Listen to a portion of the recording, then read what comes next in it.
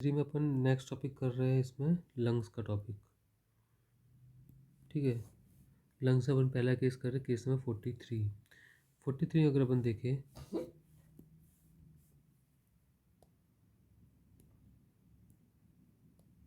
ठीक है, तो इसमें केस में क्या दिया हुआ है कि अपन है ना, एक पेशेंट था, उसको हम सर्जिकली प्रिपेयर कर रहे हैं। उसको दिक्कत क्या थी, एक्यूट इंटेस्टाइन ऑब्स्ट्रक्शन था।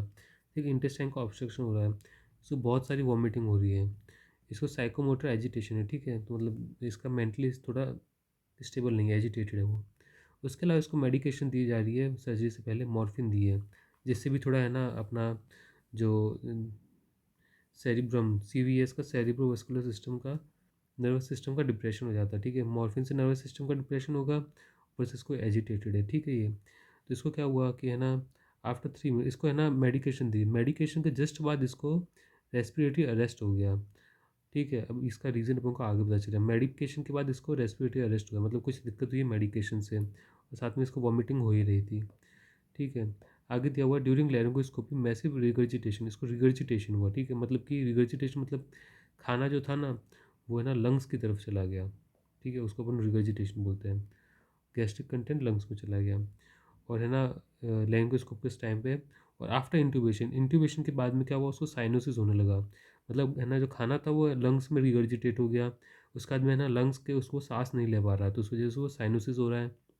साइनोसिस मतलब ब्लू ब्लू हो गए, लिप्स उसके ब्लू हो गए, फेस उसका ब्लू हो गया, और जो भी मतलब उसको ब्लूनेस आ गई, मतलब साइनोसिस हो गया। उसके बाद में उसके है ना अंदर अपन को रेसलिंग रेल्स दिख रहे हैं, क्योंकि है ना लिक्विड लिक्विड सा थोड़ा सा या तो लंग्स में चला गया या फिर इन्फ्लामेशन हो गया है, वो जो जिसे बोलते हैं इरिटेशन की वजह से इन्फ्लामेशन हो गया है, उसकी वजह से रेल्स आ रहे हैं। उसके अलावा प्रोलॉन्ग एक्सपिरेशन वो क्या मिलता है, ऑब्स्ट्रक्टिव डिजीज़ होती है ना, तो जो खाना गया है लंग्स के अंदर, तो उस वजह से ऑब्स्ट्रक्शन हो गया पाइप का, पाइप के अंदर फंस गया खाना, तो उस वजह से प्रोलॉन्ग एक्सपिरेशन आ रहा है। तो उसी वजह से अपन का इसका, और ऊपर से बीपी लो है, शॉक की तरफ जा रहा है ये। और इसमें अगर इसका वो देखें डायग्नोसिस, तो इसमें अपन लिख सकते हैं मैसिव रिगर्जिटेशन। ठीक है, ये स्ट्रीम दिया हुआ रिगर्जिटेशन इसको हो रहा है। और एस्पिरेशन सिंड्रोम, मतलब इसका जो खाना था ना वो लंग्स की तरफ चला गया है, उसकी वजह से एस्फैक्सिया हो रहा है, मतलब इसको सांस लेने में दिक्कत हो रही है, और उसकी वजह से इसको एक्यूट रेस्पिरेटरी फेलियर हो रहा है। ठीक है, रेस्पिरेटरी फेलियर की तरफ जा रहा है, क्योंकि इन्फ्लेमेटरी रेस्पॉन्स हो रहा है इसका लंग्स के अंदर, और ऊपर से जो खाना है वो लंग्स में चला गया है।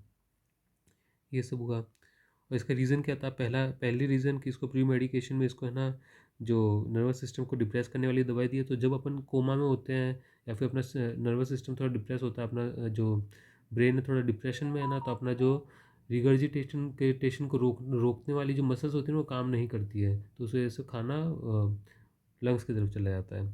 ठीक है, तो इधर है ना अपना इसका नर्वस सिस्टम कम काम कर रहा है प्री मेडिकेशन की वजह से, ऊपर से इसको वॉमिटिंग हो रही है, एजिटेटेड, तो ये था ही हिस्ट्री में दिया हुआ है। ठीक है, अब इसके अंदर प्रिवेंशन हम कैसे कर सकते हैं, उसको बोलेंगे कि लेफ़्ट साइड की तरफ लेट जाओ। तो लेफ़्ट साइड की तरफ लेटते हैं ना, तो जो खाना होता है ना, गैस्ट्रिक जो कंटेंट होता है पेट के अंदर खाना, वो नीचे की तरफ आ जाता है, तो वो है ना रिगर्जिटेट नहीं होता। ठीक है, जब भी कोई पेशेंट हमको दिखे ना ऐसे वॉमिटिंग वाला है ऐसा कोई, तो उसे हमेशा अपन लेफ़्ट साइड में लेटने को बोलते हैं। और इसको बोलेंगे हेड है ना, अपना जो सर है उसको थोड़ा सा ऊपर कर दो, क्योंकि सर ऊपर, अगर सर नीचे रहेगा तो खाना पूरा इसोफेगस में आ जाएगा। ठीक है, स्टमक के अंदर से, और अगर सर ऊपर रहेगा तो खाना स्टमक में ही रहेगा। उसके अलावा हम सक्शन करेंगे नेसोगैस्ट्रिक ट्यूब से, तो इस सक्शन में क्या होता है कि उस पूरे खाने को अपन निकाल देंगे बाहर। और इसको जो मेडिकेशन देंगे ना थोड़ी थोड़ी देंगे, ताकि इसको वॉमिटिंग वगैरह ना आए, और राइस ट्यूब से ड्रेन कर लेंगे स्टमक को। ठीक है, थेरापेटिक मेजर्स क्या करेंगे अपन की, सक्शन कर सकते हैं मतलब ट्रीटमेंट के लिए, ऑक्सीजन दे सकते हैं क्योंकि रेस्पिरेटरी फेलियर हो रहा है, ब्रोंकोडायलेटर देंगे क्योंकि ऑब्स्ट्रक्शन हो रहा है इसको, और हाइपरटेंशन के लिए अपन आईवी फ्लूइड्स दे देंगे। ठीक है, और मॉनिटर फॉर एआरडीएस की, एआरडीएस है ना जो सीवियर केस है, एआरडीएस ना हो जाए उसके लिए अपन मॉनिटर करते रहेंगे कि कोई इन्फ्लामेटरी रेस्पॉन्स ना चालू हो जाए इस पेशेंट के अंदर। ये अपना केस हो गया 43। अगला केस है अपना केस नंबर 44। केस नंबर 44 में इसका जो पेशेंट था ना, वो हॉस्पिटल में एडमिट हुआ क्योंकि उसका डैमेज हो रही है लार्ज वेसल की। ठीक है, बहुत सारी ब्लीडिंग हो रही है, तो और इसका बीपी भी लो है। ठीक है, एकदम शॉक वाला केस है। तो और इसको बाद में ट्रांसफ्यूजन, मतलब बहुत सारा ब्लड दिया गया इसको, और ब्लड देने के 3 घंटे के बाद में इसको बैक पेन, चिल्स, हेडेक और डिक्रीज बीपी हो रहा है। बीपी और कम हो गया ब्लड देने के बाद, नहीं ब्लड देने के बाद बीपी सुधरना चाहिए, जबकि लेकिन ये कम हो जा रहा है इस केस में। और उसका यूरिन जो है ना वो ब्राउन कलर का आ रहा है। तो इसमें एक रिएक्शन होती है। अगर मान लो किसी पेशेंट का बी ब्लड ग्रुप है, ठीक है, उसको अगर अपन ने ए वाला ब्लड दे दिया, तो ये बी ब्लड ग्रुप वाला होगा ना, वो ए के लिए एंटीबॉडी बना लेगा, ठीक है। और उसके उसके बाद में है ना, ये जो रिएक्शन चलेगा एंटीजन एंटीबॉडी वाला, उसमें हीमोलाइसिस होगा ब्लड का। तो हीमोलाइसिस जब होता है ना, तो हीमोग्लोबिन होता है वो टूट जाता है, और टूटा हुआ हीमोग्लोबिन अपना आता है यूरिन के अंदर, जिसकी वजह से यूरिन को ब्राउन कलर या फिर रेड कलर दे देता है, ठीक है। उसके अलावा अपना हीमोग्लोबिन जो टूट रहा है उस वजह से अपन को बैक पेन होगा। उसके अलावा चिल्स आएंगे, हेडेक आएंगे, क्योंकि है ना ऑक्सीजनेशन सही से नहीं हो रहा है, और वो भी कम हो जाएगा, ठीक है। और इस रिएक्शन को हम क्या बोलते हैं, the patient has clinical hemo transfusion shock बोलते हैं, ठीक है। हीमो ट्रांसफ्यूजन, क्योंकि ब्लड ट्रांसफ्यूजन का वजह से शॉक हुआ है। और इसका कॉज क्या है, the cause may be transfusion of other group blood group due to medical error, या तो डॉक्टर की कोई गलती हो गई, और haemolyse blood of the same group, ठीक है। मतलब डॉक्टर की गलती से कोई गलत ब्लड चढ़ गया, तो उस वजह से हीमो ट्रांसफ्यूजन शॉक आता है अपन को। अब इसमें अपन नेक्स्ट क्वेश्चन क्या है, व्हाट एडिशनल रिसर्च, अगर एक्स्ट्रा क्या अपन कर सकते हैं। हीमोलाइसिस हुआ तो मोस्टली इसके इन्वेस्टिगेशन जो है ना, वो हीमोलाइसिस का राउंड है। सबसे पहले अपन क्या करेंगे, ब्लड टाइप करेंगे, कि ब्लड उसका कैसा ब्लड ग्रुप था वो अपन पता करेंगे। क्रॉस मैच करके देखेंगे कि जो इसको चढ़ाया गया ब्लड वो और इसका जो ब्लड है ग्रुप है वो सेम है या नहीं है। उसके अलावा हम डायक कुम टेस्ट करेंगे, इसके अंदर हम एंटीबॉडी, पेशेंट के अंदर है ना एंटीबॉडी बनी है या नहीं बनी डोनर के ब्लड के लिए, ठीक है। पेशेंट का अगर बी है तो ए के अगेंस्ट एंटीबॉडी बनाई है या नहीं बनाई उसने, वो चेक करेंगे डायक कुम टेस्ट से। उसके अलावा हेप्टोग्लोबिन हम चेक करेंगे, हेप्टोग्लोबिन है ना इसका कम हो जाना चाहिए, हेप्टोग्लोबिन कम हो जाए, क्योंकि टूटा हीमोग्लोबिन होगा ना, वो ऑक्यूपाई कर देगा हेप्टोग्लोबिन को, तो हेप्टोग्लोबिन हीमोलाइसिस में कम हो जाता है। सीरम का बिलिरुबिन और एलडीएच बढ़ जाता है हीमोलाइसिस के अंदर, ठीक है। और यूरिन का जो यूरिन के अंदर जो हीमोग्लोबिन होगा ना, वो यूरिन के अंदर बढ़ जाएगा, और उसी की वजह से यूरिन के अंदर है ना, तो है ना यूरिन के अंदर हीमोग्लोबिन बढ़ जाएगा, उस हीमोग्लोबिन के बढ़ने की वजह से यूरिन जो था वो ब्राउन कलर का दिख रहा है, तो इसका भी हम टेस्ट में दिख जाएगा। उसके अलावा थर्ड चीज़ की, अब मेडिकल टैक्टिक्स, अब क्या कर सकता है डॉक्टर, तो डॉक्टर को जल्दी से जल्दी डिसकंटिन्यू करना पड़ेगा जो भी ट्रांसफ्यूजन कर रहा है ब्लड का उसको, ठीक है। उसके अलावा शॉक है तो शॉक के लिए उसे आईवी फ्लूइड्स देना है। उसके अलावा एंटीजन एंटीबॉडी ये होता है ना, जो भी रिएक्शन होता है, तो उसको अपन रोकने के लिए कॉर्टिकोस्टेरॉइड दे सकते हैं। इसके अलावा अपन है ना उसे ब्लड प्रेशर मेडिकेशन दे सकते हैं कोई भी उस पेशेंट को। और साथ में मॉनिटर और उसका है ना यूरिन आउटपुट अपन चेक करते रहेंगे, यूरिन सही से आ रहा है कि नहीं, क्योंकि है ना अगर हीमोलाइसिस वाले में उसमें क्या होता है कि बहुत सारा आरबीसी टूटा है ना, तो अपन को किडनी की भी दिक्कत हो सकती है, ठीक है। किडनी की दिक्कत होगी तो यूरिन आउटपुट कम हो जाएगा, तो यूरिन आउटपुट को अपन चेक करते रहेंगे, बीपी चेक करते रहेंगे क्योंकि शॉक का केस है, और रेस्पिरेटरी स्टेटस भी चेक करते रहेंगे, ठीक है, क्योंकि रेस्पिरेशन में भी दिक्कत आती है हीमोलाइसिस के केस में। और हम अगर है ना उसके अंदर बहुत सारा आरबीसी का ब्रेकडाउन हो रहा है, बहुत सारे एंटीबॉडी बने हैं, तो डायलिसिस भी हम कर सकते हैं, जिससे कि हम ब्लड को पूरा साफ़ कर देंगे। उसके अलावा कॉम्प्लिकेशन, और treat any complication appropriately based on that. इसके अलावा और भी कोई कॉम्प्लिकेशन होता है हम उसे ट्रीट करेंगे। तो अपना इतना केस हो गया, ठीक है। जैसे मेन चीज़ ये है कि गलत ब्लड चढ़ा दिया तो अपन को उस वजह से शॉक आ जाता है। नेक्स्ट केस अपना केस नंबर 63, इसमें क्या दिया हुआ है कि lower part of the right half of the chest, ठीक है, ये अपन ने राइट लंग बनाया हुआ, ठीक है, ये अपर पार्ट हो गया, ये जो है अपर पार्ट है, ये लोअर पार्ट है। तो अपर पार्ट में है ना इसमें लोअर पार्ट में क्या लिखा हुआ है, pain in the lower part, ठीक है, लोअर पार्ट में इसको पेन होता है, मतलब इस लोअर पार्ट में इसको पेन हो रहा है, और जो पेन है वो इंक्रीज हो रहा है कफ और चेंजिंग पोजीशन, पोजीशन के साथ में चेंज हो रहा है। पोजीशन के साथ में क्या चेंज होता है, अगर कोई लिक्विड भरा हुआ है ना चेस्ट के अंदर, तो पोजीशन चेंज करने पे वो है ना लिक्विड भी चेंज करता है अपनी पोजीशन, और पेन भी करता है, ठीक है। या फिर है ना जो अगर मान लो कुछ मतलब पोजीशन, हाँ लिक्विड की वजह से पोजीशन वाली दिक्कत होगी, ठीक है। और लेग्स और पोजीशन वाली दिक्कत ये भी हो सकती है कि पेरिटोनाइटिस वगैरह में भी होती है, लेकिन इस केस में नहीं है वो। और कोई प्लूरल अगर जो लंग का प्लूरा होता है उसका अगर इरिटेशन है तो वो भी चेंज पोजीशन से और रेस्पिरेशन के साथ में वो पेन करता है, ठीक है। क्योंकि लंग के ऊपर क्या एक और लेयरिंग होती है, लंग है उसके ऊपर एक और लाइनिंग होती है, अगर इसका इरिटेशन है ना, अपन कफ करेंगे ना तो लंग है ना ऐसे एक्सपेंड करके बाद में वापस से कम होगा, तो एक्सपेंड करेगा तो है ना ये जो ऊपर की प्लूरल जो लेयर होती है इसको प्लूरा बोलते हैं, लंग का प्लूरा, तो है ना इसको टच करेगा लंग तो उस वजह से हमको पेन होगा, ठीक है। साथ में चेंज पोजीशन करेंगे तो लिक्विड जो अंदर भरा हुआ प्लूरा के अंदर प्लूरल स्पेस में वो है ना टच करेगा इसको, तो उस वजह से भी पेन होगा, तो ये दो रीज़न हो गए पेन के। और लेग्स और जो है ना लंग है ना वो है ना लेग्स बिहाइंड व्हेन जो है ना ये बंदा जब ब्रीथिंग कर रहा है ना, उस टाइम पे है ना जो लोअर पार्ट ऑफ चेस्ट है ना, राइट जो नीचे वाला राइट वाला, वो है ना लेग्स बिहाइंड, मतलब वो है ना रेस्पिरेशन में बढ़ नहीं रहा है, मतलब फूल नहीं रहा है, क्योंकि वहाँ पे पूरा फ्लूइड भरा हुआ है। और जो अपर पार्ट है वो फूल रहा है, क्योंकि जब एयर अंदर जाएगी तो अपर पार्ट है ना मतलब बड़ा होगा। ये लोअर पार्ट नॉर्मल पोजीशन जो जो पोजीशन पे है उधर ही रहेगा, क्योंकि वहाँ पे फ्लूइड है। उसके अलावा इंटरकोस्टल स्पेस वाइड हो चुके हैं, ठीक है। और क्योंकि है ना इसमें फ्लूइड भर गया है इस वजह से। और जो फ्लूइड होता है ना उसको अपन जब परकशन करते हैं ना, फ्लूइड होता है वो डलनेस दिखाता है, और जो एयर होता है ना वो टिम्पेनिक साउंड देता है। तो इधर दिया हुआ है ये जो dullness of the sound with an upper horizontal line at the level of fifth rib.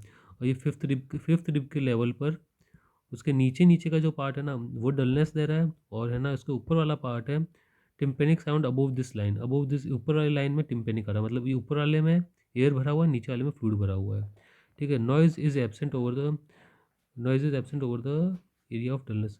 तो है ना जो ब्रीदिंग वाली जो होती है ना नीचे वाला जो है ना ये डलनेस वाला एरिया, वहाँ पे नॉइस नहीं आ रही, ब्रीदिंग की नॉइस नहीं आ रही, क्योंकि ये वाला एरिया ब्रीद नहीं कर पा रहा है, ठीक है। इसके अलावा इसके अंदर ल्यूकोसाइटोसिस दिया हुआ मतलब इन्फेक्शन है, ये सारा इंक्रीज दिया हुआ मतलब इन्फेक्शन है, ठीक है। और एक्सरे के अंदर है ना फ्लूइड भरा हुआ तो डार्कनिंग देगा, ठीक है। तो फ्लूइड के क्या क्या अपन को दिया हुआ है, डलनेस लिखा हुआ है, डलनेस है फ्लूइड की वजह से, और एब्सेंट साउंड है, ब्रीदिंग का साउंड नहीं हो रहा, और डार्कनिंग डार्कनिंग दिख रही है एक्सरे के ऊपर, उससे पता चल रहा है कि फ्लूइड है, ठीक है। और फ्लूइड कहाँ है कि है ना प्लूरा के अंदर है, ठीक है। तो उस वजह से जो प्लूरा है ना वो अपना पेन कर रहा है, कफ के टाइम पे पेन कर रहा है, और पोजीशन चेंज करने पे पेन कर रहा है। तो ये एक है ना लिक्विड भरा हुआ प्लूरल स्पेस के अंदर। और ये लिक्विड कैसे आया है, दो दो तरीके से आता है, ठीक है। एक होता है ट्रांसुडेटिव, एक्सुडेटिव, दो टाइप का लिक्विड होता है, ठीक है। अब ट्रांसुडेटिव जो होता है ना इनका कॉज इन्फेक्शन रहता है जनरली, एक्सुडेटिव होता है इनका कॉज होता है कार्डियक कॉज। और एक्सुडेटिव जो होता है ना ये कार्डियक कॉज है, मतलब प्रेशर ज़्यादा होने की वजह से, तो उन वजह से ये ट्रांसुडेटिव होता है। और ट्रांसुडेटिव में क्या होता है कि इसके अंदर है ना प्रोटीन जो होता है ना, प्रोटीन कम होता है, एक्सुडेटिव में प्रोटीन ज़्यादा होता है, ये इनका डिफरेंस होता है, ठीक है। तो इसमें अपन आगे इटियोलॉजी पूछा गया कि क्या क्या इसका क्लासिफिकेशन में कर लेंगे, एक्सुडेटिव ट्रांसुडेटिव, डिफरेंस प्रोटीन वाला मेन रहता है, ठीक है। और भी चीज़ें रहती है जो इनके अंदर डिफरेंस रहती है, वो बताऊंगा नीचे। उसके अलावा बैक्टीरिया, इसका जो इटियोलॉजी होता है एक्सुडेटिव का, क्या क्या हो सकता है, बैक्टीरियल इन्फेक्शन हो सकता है जैसे कि निमोनिया, ट्यूबरकुलोसिस हो सकता है, मैलिग्नेंसी हो सकती है, कनेक्टिव टिश्यू डिजीज़ हो सकता है, ठीक है। इस वाले केस में कोई ना कोई इन्फेक्शन है, क्योंकि इसका WBC बढ़ा हुआ है, उसका ESR बढ़ा हुआ है, ठीक है। तो इन्फेक्शन की वजह से इसका प्लूरेसी हो रहा है। और इसका डायग्नोसिस अपन लिखेंगे exudative right sided pleurisy. Exudative क्यों, क्योंकि यहाँ पे इन्फेक्शन है, WBC बढ़ा हुआ है, तो एक्सुडेटिव होगा। राइट साइडेड केस में दिया हुआ प्लूरेसी, क्योंकि इसको पेन हो रहा है चेंज इन पोजीशन और कफ के साथ में, तो प्लूरेसी बोलेंगे उसे, क्योंकि जो लंग्स का जो प्लूरा है वो पेन कर रहा है। उसके अलावा एग्जामिनेशन अपन क्या करेंगे, चेस्ट एक्सरे कर सकते हैं, वो के क्वेश्चन में किया हुआ है। इसके अलावा जो प्लूरल फ्लूइड है ना उसका हम एनालिसिस कर सकते हैं कि है ना उसके अंदर प्रोटीन कितना है, प्रोटीन ज़्यादा है तो वो है एक्सुडेटिव, प्रोटीन कम है तो वो है ट्रांसुडेटिव। इस केस में एक्सुडेटिव है तो प्रोटीन अपना ज़्यादा होगा। और एक्सुडेटिव और ट्रांसुडेटिव में क्या डिफरेंस रहता है, तो इसके अंदर लाइट्स क्राइटेरिया निकालता है, ठीक है। ये तो सिंपल सी एक मेन बात तो ये कि एक्सुडेटिव में प्रोटीन ज़्यादा रहेगा और LDH ज़्यादा रहेगा, ठीक है, एक्सुडेटिव में। और ट्रांसुडेटिव में दोनों चीज़ कम रहेगी। अब यहाँ पे लाइट्स क्राइटेरिया में क्या होता है कि है ना ये क्राइटेरिया पूरा प्लूरल प्लूरल जो फ्लूइड है और सीरम जो है ब्लड वाला, उनका अगर अपन रेशियो निकाले प्रोटीन का, तो ट्रांसुडेटिव का कम होगा 0.5 से, एक्सुडेटिव का ज़्यादा होगा 0.5 से। अगर LDH का अपन रेशियो निकाले तो ट्रांसुडेटिव में वापस से कम होगा 0.6 से, एक्सुडेटिव में ज़्यादा होगा 0.6 से।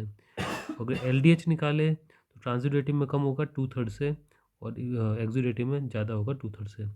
मतलब ये मेन याद रखने की एक्सुडेटिव में ज़्यादा चीज़ें होती है हर चीज़, और ट्रांसुडेटिव में कम होती है, ठीक है, ये अपन को याद रखना है। तो ये सब देखने के लिए अपन ये प्लूरल फूड का एनालिसिस करेंगे। ट्रीटमेंट हम क्या करेंगे, पेन है तो पेन रिड्यूस करने के लिए अपन कुछ कुछ मेडिकेशन देंगे, और जो प्लूरल में फ्लूइड भरा हुआ है, प्लूरल फ्लूइड भरा हुआ है तो उसको ड्रेन कर देंगे, निकाल देंगे पूरा। और जो भी कॉज है उसका, ठीक है, इन्फेक्शन कॉज है तो इन्फेक्शन ट्रीट करेंगे, जो भी कॉज है उसका उस कॉज को ट्रीट करेंगे, एंटीबायोटिक्स वगैरह देके जो भी।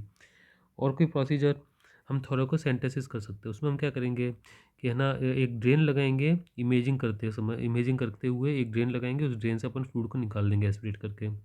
या फिर अगर बड़ा है, ठीक है, इफ्यूजन बहुत बड़ा है, तो उसके लिए हम चेस्ट ट्यूब लगा देंगे परमानेंट, ताकि अगर लिक्विड बनता रहे तो बाहर निकलता रहे, ऐसा।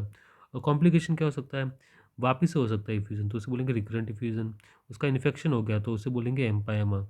और है ना, जब हम ड्रेनेज कर रहे हैं ना, तो ड्रेनेज करने के लिए हम एक ट्यूब या एक नीडल डाल रहे हैं अंदर, तो नीडल डालते समय अपन को हेमरेज और न्यूमोथेरेक्स हो सकता है। तो ये अपना केस नंबर 63। केस नंबर 77 अपना नेक्स्ट, ठीक है। इसमें क्या दिया हुआ है कि पेशेंट का ऑपरेशन हुआ है रेक्टल कैंसर के लिए, ठीक है, मतलब पेल्विस रीजन का कोई ना कोई ऑपरेशन हुआ है। उसके बाद में 4th डे, ऑपरेशन के 4th डे बाद, ठीक है, 4 दिन तक वो लेटा रहा, मतलब ऑपरेशन उसका सीवी बड़ा ऑपरेशन कैंसर का, तो 4 दिन तक लेटा रहा। तो 4th डे को क्या हुआ, उसका शॉर्टनेस ऑफ ब्रेथ आई, ठीक है, मतलब सांस लेने में दिक्कत हो रही है, चेस्ट पेन हुआ और कफिंग और ब्रीदिंग में उसको पेन हो रहा है, ठीक है। उसको ये सब हुआ, उसके बाद में उसको साइनोसिस, मतलब इसका ब्लड फ्लो इसका कम हो गया, ठीक है, साइनोसिस आ रहा है उसको। तो ये कैसे हो सकता है, अगर कोई पेशेंट ज़्यादा दिन तक लेटा हुआ ना, तो उसका डीवीटी हो जाता है, मतलब उसका लोअर लिम्ब जो होता है ना, वहाँ पर है ना थ्रोम्बोसिस बन जाता है वेन के अंदर। तो वेन का थ्रोम्बोसिस अगर है ना उधर वेन से निकल कर और पल्मोनरी आर्टरी में जाके अटक जाए, तो उसको अपन बोलते हैं पल्मोनरी एम्बोलिज्म, ठीक है। वेन से वो आर्टरी में आ जाए तो उसे पल्मोनरी एम्बोलिज्म बोलते हैं। तो पल्मोनरी आर्टरी में आ चुका है, ठीक है, तो पल्मोनरी आर्टरी में आ चुका है, तो है ना अब क्या होगा कि ब्लड फ्लो वो लंग्स में नहीं जा रहा, तो ऑक्सीजनेटेड नहीं हो रहा है, ऑक्सीजन नहीं आ रहा है ब्लड के अंदर, तो उसको साइनोसिस हो जाएगा, ठीक है। उसके अलावा और क्या दिया हुआ है कि जुगुलर वेन्स आर शार्पली कॉन्ट्रोल्ड, ठीक है। जुगुलर वेन्स थोड़े से ना ऐसे बड़े बड़े से हो गए, ठीक है, वो क्यों हो गए, पल्मोनरी आर्टरी में ब्लड ये क्लॉट आ गया, ठीक है। तो ब्लड जो था ना, ये क्या हुआ, राइट वेंट्रिकल से ब्लड इधर नहीं जा रहा है, तो प्रेशर पीछे बढ़ेगा, राइट एट्रियम में प्रेशर बढ़ा, राइट एट्रियम में प्रेशर बढ़ा तो इन्फीरियर वेना कावा में पड़ा, तो इन्फीरियर वेना कावा में बढ़ेगा, तो इसके अंदर कौन अटैच होता है, जुगुलर वेन, ठीक है। तो जुगुलर वेन के अंदर ही प्रेशर बढ़ेगा, तो जुगुलर वेन अपन को इधर ज़्यादा दिख रही है बड़ी बड़ी। उसके अलावा overload of the right heart, overload क्यों हो रहा है, क्योंकि प्रेशर बढ़ रहा है, ठीक है, पीछे जा रहा है प्रेशर, जैसे जैसे प्रेशर ऐसे पीछे जा रहा है, तो इस वजह से इधर राइट में राइट हार्ट का ओवरलोड हो रहा है। उसके अलावा increase transparency of the lung.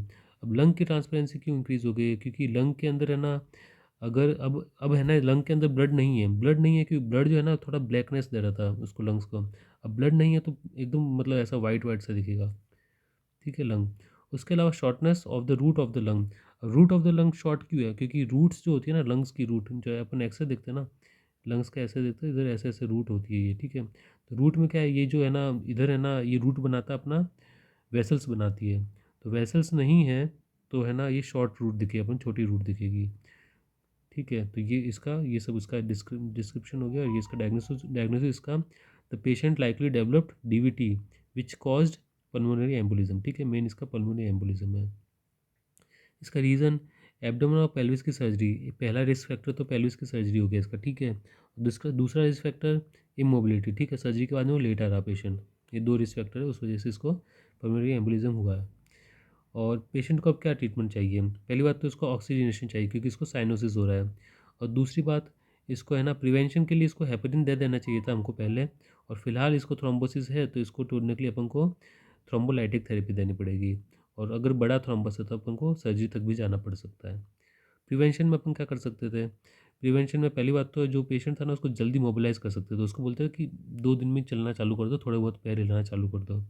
और दूसरी चीज़, अपन उसका पैर जो होता है ना, पैर को अपन है ना किसी चीज़ से बार बार प्रेस करेंगे, ठीक है, लेग को, तो प्रेस करेंगे तो है ना ब्लड ऊपर, वीनस ब्लड ऊपर चढ़ता जाएगा, रुकेगा नहीं एक जगह पर, रुकेगा तो थ्रोम्बस बनेगा। तो उसको प्रेस करने के लिए अलग अलग चीज़ होती है, एक तो कंप्रेशन स्टॉकिंग होता है, वो अपन दे सकते हैं, इंटरमीडिएट न्यूमेटिक कंप्रेशन होता है, वो दे सकते हैं, और वीनस फुट पंप, ये तीन चीज़ें ये कंप्रेस करती है पैर को, तो ये दे सकते हैं अपन प्रिवेंशन में। इसके अलावा स्पेसिफिक ड्रग प्रोफिलैक्सिस, और क्या ऐसे ड्रग दे सकते थे जिसकी वजह से डीवीटी नहीं बनता, तो अपन लो मॉलिक्यूलर वेट हेपेरिन दे सकते थे, वार्फरिन दे सकते थे, जिससे डीवीटी नहीं बनता, ठीक है, ये थ्रोम्बस नहीं बनने देती दोनों ड्रग। अब अपना नेक्स्ट केस है 81। अपना नेक्स्ट केस है केस नंबर 81। इसमें क्या दिया हुआ है, right sided lower lobe pneumonia, इसको निमोनिया है राइट साइड का, ठीक है, लोअर लोब का। इसके अलावा इसको एब्सेस है, ठीक है, एब्सेस हिस्ट्री में दी है, इंपॉर्टेंट चीज़ है, एब्सेस बना हुआ है निमोनिया के अंदर। और sudden deterioration of this condition, अब है ना सडनली कुछ हुआ है, ठीक है, अचानक से, तो अचानक से होने के लिए एक रीज़न होगा कि एब्सेस जो है वो एब्सेस का रप्चर हो गया है, ठीक है, एब्सेस का रप्चर हो चुका है जो कि सडन पेन देगा। उसके अलावा उसके बाद में रप्चर के बाद में इसको और क्या हो रहा है, साइनोसिस हो रहा है, ठीक है, मतलब रेस्पिरेशन में कुछ दिक्कत आ रही है। There is shortening in the percussion, ठीक है, परकशन मतलब कम हो जा रहा है इसका, और weakening of the breathing, breathing जिस एरिया में है ना ये निमोनिया एब्सेस है उस एरिया का ब्रीदिंग कम है। और कहाँ तक ब्रीदिंग कम है, लो मिडल ऑफ द स्कैपुला, ठीक है। पीछे से अगर अपन लंग का देखें तो यहाँ पे स्कैपुला होगा, तो यहाँ तक का लगभग लगभग ये सब कुछ है ना, इसका परकशन नहीं हो पा रहा, मतलब यहाँ पर ब्रीदिंग नहीं हो रही है। और इसका फ्रिक्शन रब दिख रहा है, ठीक है। तो इसका भी प्लूराइटिस हो रहा है, इसका जो लंग्स का प्लूरल जो मेम्ब्रेन है उसका इन्फ्लेमेशन हो रहा है। इसके अलावा इसका जो है ना डिस्पाइट इंटरवेंशन, अपन इसको ट्रीटमेंट तो दे रहे हैं, ठीक है, डॉक्टर ट्रीटमेंट दे रहा है। उसका नहीं, डेली प्लूरल पंचर भी कर रहा है डॉक्टर, मतलब कि रोज़ उसके अंदर से फ्लूइड निकाल रहा है। और the patient condition is without positive dynamics, ठीक है, फिर भी उसकी कंडीशन सही नहीं हो रही पेशेंट की। सिम्टम्स ऑफ इंटॉक्सिकेशन, मतलब कि उसको मतलब ये इन्फेक्शन वगैरह हो रहा है, उसका सिम्टम अभी भी उसको आ रहे हैं। एनीमिया है उसको, ल्यूकोसाइटोसिस, ठीक है, ल्यूकोसाइटोसिस मतलब इन्फेक्शन में दिखेगा वो। ये सर बढ़ा हुआ मतलब इन्फेक्शन है। और इसको जो है ना एक्सुडेट उसका निकल रहा है, एक्सुडेट निकल रहा है, अभी मैंने बताया था कि एक्सुडेट होता है वो इन्फेक्शन में मिलता है, ठीक है। तो इसको निमोनिया है तो उस वजह से इसको एक्सुडेट निकल रहा है। और ये प्लूरोलेंट है, मतलब पस है इसके अंदर, एक्सुडेट के अंदर वो बहुत सा एक्सुडेट निकल रहा है, ठीक है। तो अपन इसका है ना डायग्नोसिस करेंगे, निमोनिया कॉम्प्लिकेटेड बाय पायोन्यूमोथोरैक्स, ठीक है। तो जब भी है ना प्लूरा जो होता है ना, लंग है, लंग के ऊपर प्लूरल मेम्ब्रेन होती है, ठीक है। जब भी कोई है ना या तो बाहर से पंचर हो या अंदर से पंचर हो प्लूरा के अंदर, तो है ना न्यूमोथोरैक्स अपन को हमेशा दिखता ही है, क्योंकि लंग्स के अंदर भी एयर है और एनवायरनमेंट के भी अंदर एयर है। तो इसके अंदर जो फिस्टुला बना ना, ये एब्सेस एब्सेस फूटा प्लूरल कैविटी के अंदर, तो उन्होंने एक फिस्टुला बना दिया, ठीक है, एक ओपनिंग बना दी प्लूरा के अंदर तक। तो है ना न्यूमोथोरैक्स उस ओपनिंग की वजह से हुआ कि लंग्स में से उधर प्लूरल कैविटी के अंदर एयर जाएगा, उस वजह से हुआ इसको न्यूमोथोरैक्स। और पस तो इसके अंदर बनी रहा है इन्फेक्शन की वजह से, एब्सेस की वजह से, तो अपन इसको पायो भी लिखेंगे, तो पायो न्यूमोथोरैक्स, ठीक है। इसके अलावा पल्मोनरी प्लूरल फिस्टुला, क्योंकि लंग्स का और उसकी प्लूरल जो कैविटी होती है बाहर की लाइनिंग, वहाँ के बीच में एक फिस्टुला बन रहा है, एक ऐसा कनेक्शन बन जा रहा है, ठीक है। इसके अलावा ट्रीटमेंट के लिए अपन क्या करेंगे, इन्फेक्शन के लिए अपन एंटीबायोटिक्स देंगे, ठीक है। और कंटिन्यूस चेस्ट ट्यूब ड्रेनेज, क्योंकि उसके अंदर पस बने जा रहा है तो ड्रेनेज करते रहेंगे अपन। और है ना उसको री एक्सपेंड करने के लिए, लंग्स जो है ना उसका फाइब्रोसिस हो गया है, तो उस फाइब्रोसिस को तोड़ेंगे हम, तब वो लंग्स वापस से री एक्सपेंड हो जाएंगे, ठीक है। तो उसके लिए हम फाइब्रोलाइटिक थेरेपी देंगे। उसके अलावा रिफ्रैक्टिव केस, बार बार वो ये सब एब्सेस वगैरह बन रहा है, तो हम सर्जरी कर सकते हैं। लोकल ट्रीटमेंट में अपन क्या करेंगे, अगर मान लो लार्ज वॉल्यूम है, ठीक है, जो पस है वो बहुत सारा है, तो इसमें बहुत सारा पस है और साथ में रिफ्रैक्टिव अगर केस है, तो उसमें अपन को है ना इन्वेजिव लोकल मेजर्स यूज़ करने पड़ेंगे। इन्वेजिव में अपन क्या करेंगे, इंट्रा प्लूरल फाइब्रोलाइटिक थेरेपी यूज़ करेंगे पहली बात तो, स्ट्रेप्टोकाइनेस, जिससे कि है ना फाइब्रिन टूट जाएगा तो लंग्स आराम से एक्सपेंड हो पाएंगे। और साथ में ये जो है ना सर्जरी भी कर सकते हैं अपन। सर्जरी में अपन क्या करेंगे, प्लूरेक्टोमी कर सकते हैं। इसके अलावा अपन है ना थोरेकोटोमी करके, और जो फिस्टुला होगा ना, जो फिस्टुला बन गया एब्सेस एब्सेस की वजह से लंग्स और प्लूरल कैविटी के अंदर बीच में, उस फिस्टुला को हम काट के निकाल देंगे और बाद में उसको सिल देंगे, क्लोज हो जाएगा फिस्टुला, कनेक्शन चला जाएगा तो प्लूरल के अंदर फ्लूइड जाना बंद हो जाएगा। तो फिस्टुला को लाइगेट करेंगे और क्लोज कर देंगे थोरेकोटोमी करके, और प्लूरेक्टोमी करेंगे, ठीक है। जो प्लूरा फाइब्रोसिस हो गया वो काट के निकाल देंगे, तो ये अपन सर्जरी करेंगे इसमें, केस नंबर 81 में।